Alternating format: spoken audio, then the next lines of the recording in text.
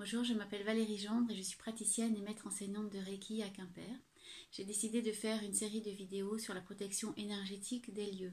Il existe différentes façons de protéger énergétiquement son espace de vie ou son espace de travail. Aujourd'hui, je vais vous parler des bâtons de fumigation. Si vous n'avez jamais vu un bâton de fumigation, ça se présente comme ça. C'est un petit fagot d'herbe.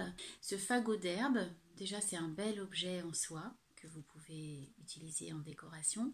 Mais le but, ce n'est pas la décoration. Le but, c'est de le faire brûler. C'est un bel objet mais éphémère. Vous allez le faire brûler. Donc c'est important que la ficelle soit d'origine naturelle puisque cette ficelle, elle va brûler également en même temps que le bâton. En brûlant, ce bâton d'herbe va dégager une fumée et cette fumée, elle va se charger des qualités propres aux plantes, aux herbes que vous aurez utilisées dans votre bâton. Et ces propriétés de la plante ou des plantes vont se diffuser dans votre maison, si c'est dans votre maison, ou dans votre espace de travail, pour purifier cet espace de travail ou purifier votre maison grâce aux propriétés des plantes. Donc selon les plantes que l'on va utiliser, les propriétés vont être différentes. On peut utiliser ces bâtons de fumigation uniquement dans l'optique de purifier les lieux, je vais dire sur le plan physique. Si on utilise du romarin, de la menthe, de l'eucalyptus, du thym, nous allons purifier la pièce dans le but d'apaiser les affections respiratoires, pulmonaires, les rhumes, les sinusites, etc. Donc c'est très intéressant en cette période de l'année. Là, on entre dans l'automne déjà, pour prévenir ces affections de l'hiver.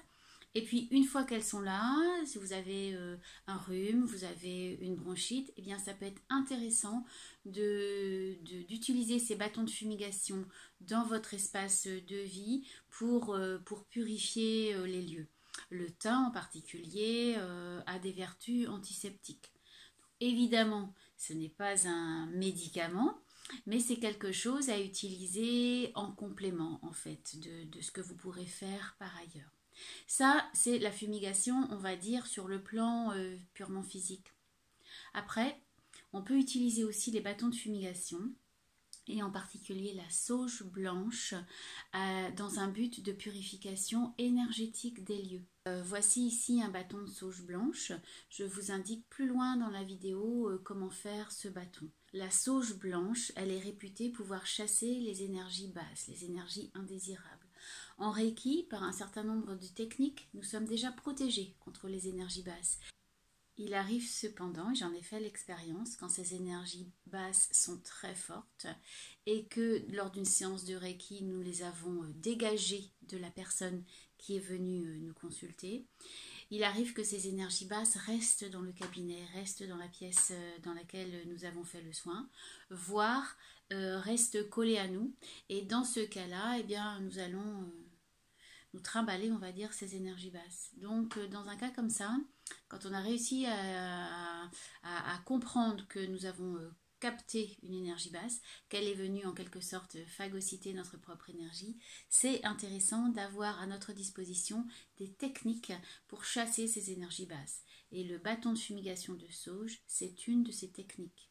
Donc vous allez tout simplement faire brûler le bâton et les propriétés de la sauge vont se diffuser dans votre espace de vie ou dans votre espace de travail pour chasser ces énergies basses.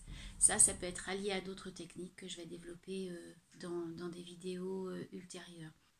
Le bâton de fumigation, il est intéressant sur différents plans. Bien sûr, il est intéressant en lui-même pour ses propriétés purificatrices, en particulier pour la sauge. L'autre point vraiment positif, c'est que c'est vous qui allez le faire, donc vous savez ce qu'il y a dedans et vous allez soit vous laisser guider par votre intuition, soit vous allez regarder, vous informer sur les propriétés de telle ou telle plante pour fabriquer vos bâtons de fumigation. Et puis, vous allez utiliser des plantes locales, soit les plantes de votre jardin si vous avez la chance d'avoir un jardin, soit les plantes que vous allez ramasser lors de vos balades.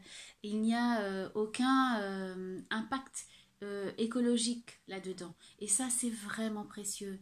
Je ferai une vidéo sur le bois de Palo Santo. Le bois de Palo Santo, il vient du Pérou.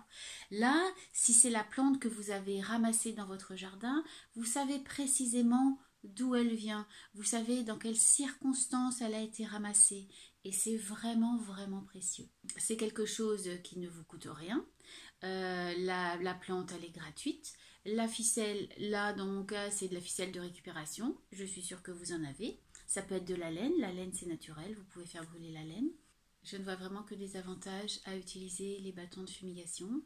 Une fois que vous avez fait brûler le bâton dans votre maison, vous laissez quelques minutes infuser, on va dire. C'est pas le mot correct, mais bon, on va dire comme ça. Et ensuite, bien sûr, vous ouvrez les fenêtres pour, pour apporter un air nouveau une fois que la purification est effectuée. Bien sûr, vous prenez toutes les précautions nécessaires, vous faites sortir tout le monde, et puis pour que personne ne soit éventuellement incommodé par la fumée qui va se dégager. À présent, je vous laisse regarder comment on fabrique les bâtons de fumigation. Laissez-moi vos commentaires, laissez-moi vos questions. Si vous avez aimé cette vidéo, n'hésitez pas à vous abonner. Il va y en avoir d'autres sur les différentes techniques de purification énergétique des lieux ou de soi-même. Donc, je vous invite à vous abonner, à cliquer, à mettre un pouce bleu si vous avez aimé cette vidéo. Et je vous dis à bientôt. Namasté. Alors, mes plantes sont prêtes pour faire les bâtons de fumigation. Je te montre le matériel dont je vais avoir besoin pour faire ce bâton. De la ficelle. Ensuite, ici, bien, j'ai une petite branche d'eucalyptus. J'en ai pas beaucoup parce que j'en ai pas chez moi. Ça, c'est de la mélisse, de la menthe, du thym, du romarin et de la sauge. Le thym a séché depuis quelques jours. Le romarin, je l'ai cueilli hier, mais je vais quand même faire aujourd'hui. La menthe a quelques jours également. Et la sauge a été cueillie hier. Alors voilà, là c'est ma récolte de romarin. Et ici, c'est ma sauge blanche. La sauge blanche, j'en ai vraiment très peu par rapport au romarin. Et je vais l'utiliser seule dans mes bâtons de fumigation. La sauge blanche, elle est réputée pouvoir chasser les entités négatives. Et elle est tellement puissante et bénéfique, cette sauge blanche, qu'en aucun cas je ne veux la mélanger à autre chose. Je voudrais vraiment l'utiliser seule dans les bâtons de sauge blanche et qui me serviront exclusivement dans les cas un peu difficiles où je sens, après une séance de Reiki, que j'ai besoin de nettoyer énergétiquement la pièce en profondeur. Donc merci mon jardin de m'avoir donné cette sauge blanche. Pour info, je l'ai plantée il y a 2 ou 3 ans devant la maison. Elle a très très bien profité. Je vous invite à planter ces plantes dont vous pouvez avoir besoin pour vos nettoyages énergétiques ou autres nettoyages, assainissement de maison. Alors, je vais commencer par un bâton de romarin. Je prends donc mes brins de romarin.